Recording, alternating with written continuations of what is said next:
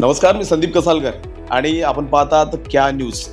आणि क्या न्यूजच्या या खास कार्यक्रम क्या था मेरा सफर ह्या खास कार्यक्रमामध्ये आपल्या सर्वांचं स्वागत. तर मुळात या कार्यक्रमाच्या माध्यमातून आपला नेता, आपला पुढारी हा किती समाजाशी जोडला गेला आहे, किती त्याचा जीवन प्रवास काय आहे, आता नेता बनण्याच्या अगोदर म्हणजे सुरुवातीपासून सामान्य माणूस ते नेता बनण्यापर्यंत त्याचा जीवन प्रवास काय, किती खडतर प्रवास त्यांनी केला, या कार्यक्रमाच्या माध्यमातून आपण जाणून घेणार आहोत. तर आपल्यासोबत स्वतः पाशा पटेल जे आपल्यासोबत आहेत. आणि पाशा पटेल याविषयी थोडक्यात माहिती द्यायची झाली, ते शेतकरी नेते म्हणून प्रचलित आहेत आणि मुळात महाराष्ट्राच्या देशभरातल्या वेगवेगळ्या समितींवर त्यांची महत्त्वाची भूमिका आहे. आणि सध्या हल्लीच त्यांची महाराष्ट्र पर्यावरण टास्क फोर्समध्ये त्यांचं अध्यक्षपदी त्यांची निवडणूक करण्यात आली आहे. तर बरेच प्रश्न आहेत, बरेच गप्पा आपण साहेबांबरोबर मानणार आहोत. साहेब, आपलं क्या न्यूजमध्ये खरंच मनापासून स्वागत. सर साहेब, पहिला प्रश्न माझा असा असेल, सर्वसामान्य मनुष्य, सर्वसाधारण माणूस ते शेतकरी नेतेपर्यंतचा हा प्रवास हा नेमका काय होता? एका गरीब कुटुंबातून आपण आलेला आहात आणि शेतकरी नेत्यापर्यंतचा हा एकंदरीत प्रवास काय सांगाल सर? माझ्या स्वप्नातही कधी म्हणजे मी ग्रामपंचायतचा सदस्य होईन, आमदार होईन असं माझ्या डोक्यात पण कधी नव्हतं. तर मी माझ्या आधी माझ्या गावात, माझं गाव निलंगा तालुक्यामध्ये कलमुळे नावाचं गाव आहे आणि ते कर्नाटकच्या बॉर्डरवर आहे, बिदर जिल्ह्याच्या बसवकल्याण तालुक्याच्या. आणि माझ्या आधी माझ्या गावात माझ्या कुटुंबापैकी कोणी ग्रामपंचायतचा मेंबर नव्हता. सरपंच असायचं तर कारणच नाही, आमदार खासदार तर स्वप्नच बघायचं नाही. तर अशी आमची परिस्थिती होती. परंतु हे सगळं असताना मी इकडं आलो कसं, तर हा एक योगायोग आहे. योगायोग असा आहे की मी आईवडिलाला एकटा असल्यामुळं मला त्यांनी शिक्षणासाठी लहानपणीच लातूरसारख्या जिल्ह्याच्या ठिकाणी लातूरमध्ये ठेवलं आणि मग मी 10वीपर्यंत माझं शिक्षण झालं. आणि त्याच्यानंतर मग आमच्या वेळेस PUC होती. अच्छा. मग मला पुढे फीस भरायला पैसे न मिळाल्यामुळं मी पुढचं शिक्षण टाळलं आणि 1 वर्ष मी PUCला पण ॲडमिशन घेतलं, परंतु ते कॉलेज मी काही करू शकलो नाही. आणि मग जेव्हा फीस भरायला पैसे मिळत नाहीत, लातूरसारख्या ठिकाणी राहणं तर कठीण आहे. आणि 1972च्या दुष्काळानंतर मराठवाड्यातल्या शेतकऱ्याची परिस्थिती हलाखीची झाली अगदी. आणि अशा काळामध्ये मग माझ्यासमोर प्रश्न उपस्थित तयार झाले की एक प्रश्न असा तयार झाला माझ्या डोळ्यासमोर की 2 एकर जमीन विकायची आणि वर्ष काढायचं, शिक्षण घ्यायचं, हे काही मला पटलं नाही. त्याचं कारण असं आहे की आपण शिकेपर्यंत जमीन बी विकली जायची आणि नोकरी मिळायची नाही. तर त्याच्यामुळे हे करण्यापेक्षा आपण आता शिक्षणच सोडलेलं परवडलं आणि शेती केली पाहिजे असं मला वाटलं. आणि म्हणून मी शिक्षण सोडलो आणि गावामध्ये मी जाऊन शेती केली. 5 वर्ष मी स्वतः शेतात गडी न ठेवता मी स्वतः शेती केली. आणि 5 वर्ष शेती केल्यानंतर माझ्या लक्षात एक गोष्ट आली की गावात जर राहायचं असेल तर फोडणी न घालता भाजी खाल्ली पाहिजे आणि पायात चप्पल नसताना संसार केला पाहिजे आणि बनियन आणि चड्डीवर राहायला पाहिजे आणि पॅन्टच्या ऐवजी टावेलच लुंगी म्हणून वापरली पाहिजे. असं समजा जर आपण राहिलो तरच गावात संसार होऊ शकते, अन्यथा गावात संसार होऊ शकत नाही. असं एकदा पूर्ण खात्री झाली. आणि मग शेती करणं म्हणजे नरकात राहण्यासारखं कोरडो शेतीमध्ये असं वाटलं. आणि मग माझ्या लक्षात असं आलं की आपण शिक्षण बी सोडलो, शेतीत आलो, आता परत शिक्षणात जाऊ शकत नाही आणि शेतीत तर एवढं भनांग दारिद्र्य आहे, आता करायचं काय? आणि मग करायचं काय, त्याच्यापेक्षा मग आत्महत्या केली पाहिजे असं मला वाटलं.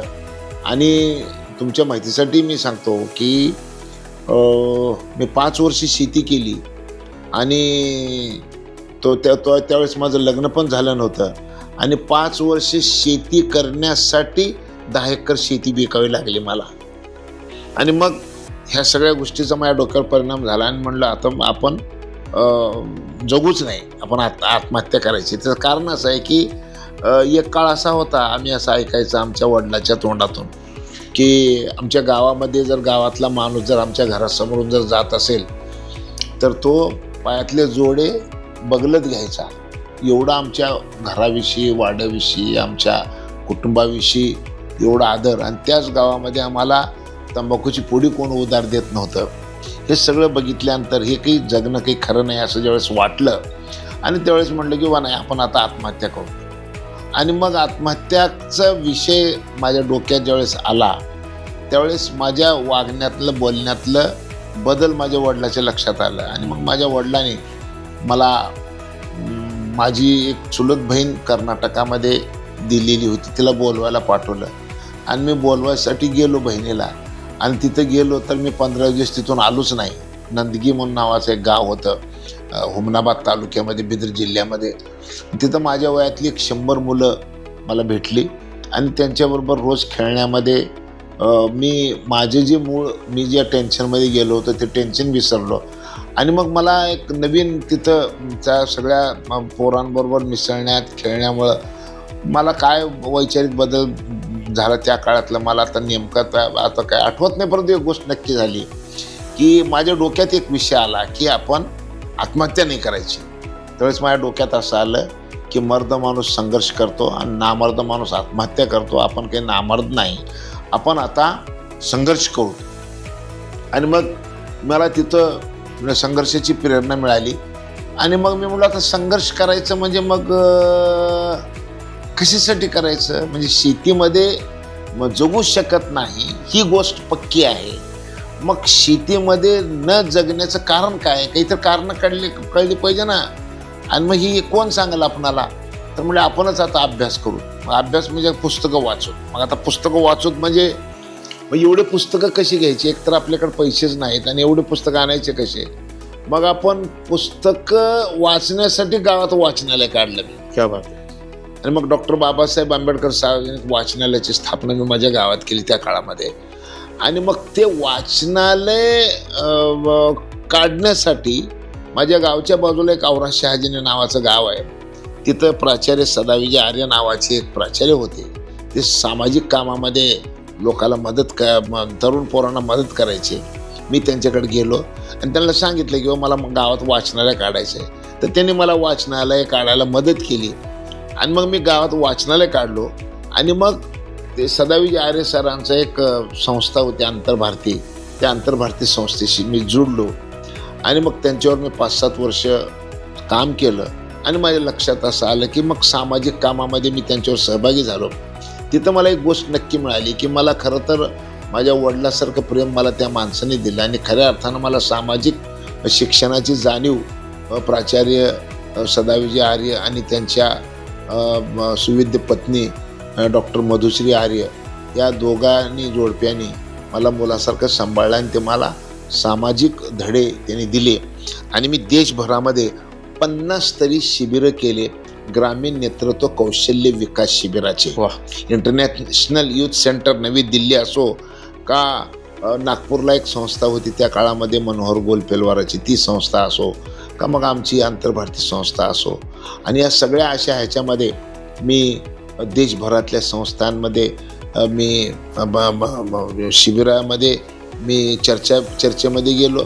आणि मग माझी वैचारिक प्रगल्भता माझी मला समजायला सुरुवात केली की मला काही कळतंय आणि प्रश्नसुद्धा काय आहेत हे सुद्धा कळायला सुरुवात झाली.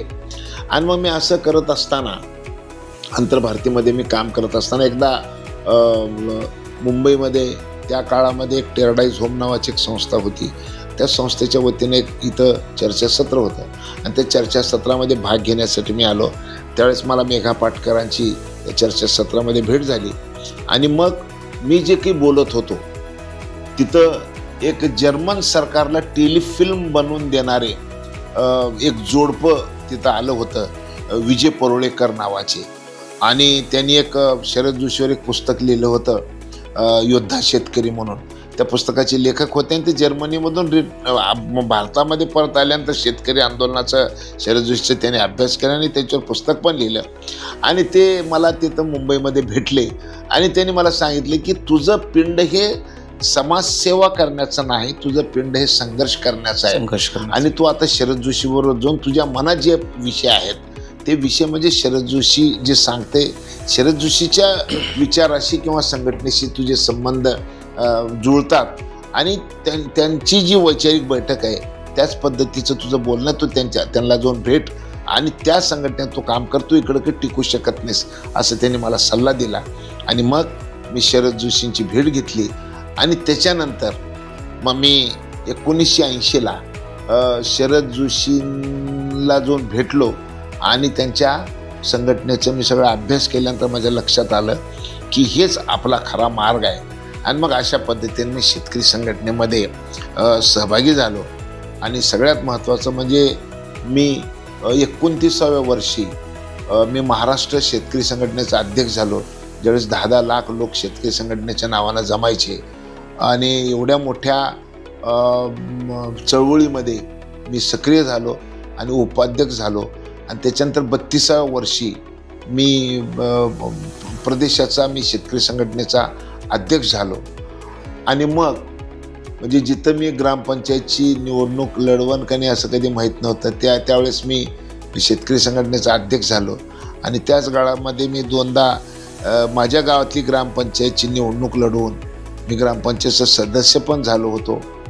आणि मग गावातलं राजकारण किती वेगवेगळ्या पद्धतीचं असतं हे माझ्या लक्षात आलं. आणि मग मी शपथ खाल्ली की गावात राजकारण करायचं नाही. आणि म्हणून मी सरपंच झालो नाही आणि सरपंच झालो नाही म्हणून मग मी आमदार झालो. आणि मग सगळ्यात मजेशीर गोष्ट अशी आहे की मी शेतकरी संघटनेमध्ये काम करत असताना मला काही संधी आल्या. पहिली संधी आली की मी एकदा शेतकरी संघटनेच्या वतीनं निलंगा विधानसभा मतदारसंघाची मी निवडणूक लढवली. तिथं बऱ्यापैकी माझी ओळख तयार झाली. आणि त्याच्यानंतर मी 1998ला जनता दल आणि शेतकरी संघटनेच्या युतीमध्ये मी लातूर लोकसभेची निवडणूक लढवली. त्याच्यानंतर 1999ला राष्ट्रवादी पक्षाची स्थापना केली शरद पवार साहेबांनी आणि त्यांनी महाराष्ट्रातली पहिली लोकसभेची उमेदवारी मला 99ला राष्ट्रवादीकडून जाहीर केली. आणि मी शेतकरी संघटना आणि राष्ट्रवादीच्या वतीनं मी 98ला जनता दलाकडून निवडणूक लढवली आणि 99ला लगेच 1 वर्षानंतर निवडणूक झाली आणि मी राष्ट्रवादी आणि शेतकरी संघटनेच्या वतीनं हिची निवडणूक लढवली लोकसभेची घड्याळ चिन्हावर. आणि त्याच्यानंतर 2000मध्ये मीही 99ची निवडणूक लढवली आणि लगेच 6 महिन्याच्या आतमध्ये सरकार आलं राष्ट्रवादीचं काँग्रेसचं. तरी पण मी भारतीय जनता पक्षामध्ये 2000ला मी प्रवेश केला. आणि अशा पद्धतीनं मी सामान्य शेतकरी ते पुढारी झालो मी. आणि 2000मध्ये मी भारतीय जनता पक्षाचा प्रदेशाचा उपाध्यक्ष म्हणजे प्रवेश केलो आणि पहिल्याच दिवशी मला प्रदेशाचं उपाध्यक्ष म्हणून पद मिळालं. आणि मग 2007ला मी आमदार पण झालो. आणि या सगळ्या काळामध्ये मी भारतीय जनता पक्षाचं 2दा प्रदेशाचं उपाध्यक्ष, एकदा सरचिटणीस अशी महत्त्वाची पदं आणि एकदा आमदार अशी महत्त्वाची पदं मी ही केली. आणि आता इथपर्यंत हा प्रवास म्हणजे सामान्य माणूस ते नेता पुढारी मी आता ह्याच्यामध्ये भूमिकेमध्ये इथपर्यंत माझा प्रवास झाला. शेतकरी नेते पाशा पटेल यांच्या जीवन प्रवासासोबत पर्यावरणाबाबत महत्त्वाची माहिती पहा भाग 2 मध्ये.